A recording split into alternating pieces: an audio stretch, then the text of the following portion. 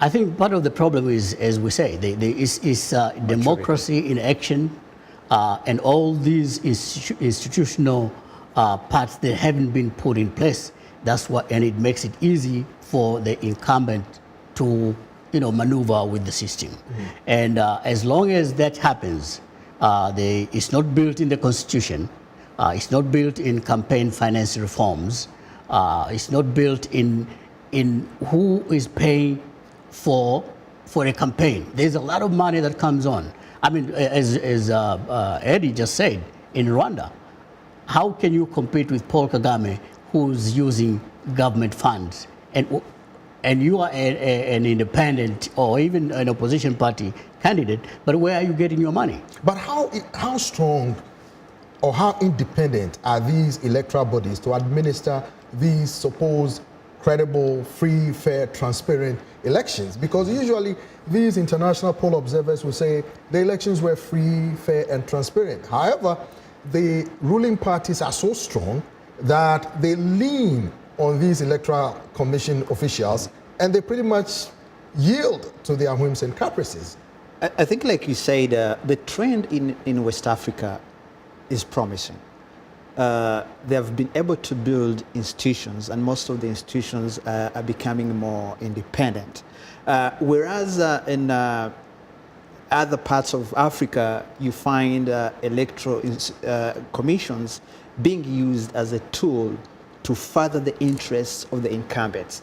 So that becomes a problem. Unless we differentiate that and put in place electoral commissions, empower them, make them independent, put there people who are capable of running the real business of elections.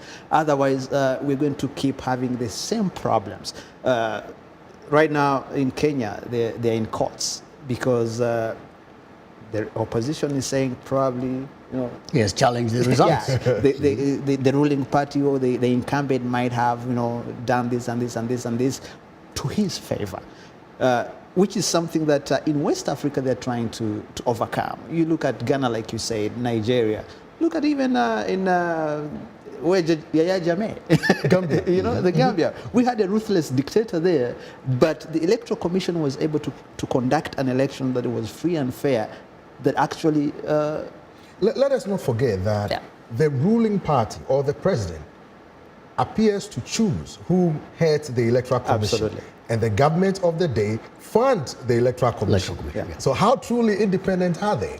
And that's where the problem, comes, because with all those aspects, being put in play, you really, as you say, you wonder whether this Electoral Commission is truly independent.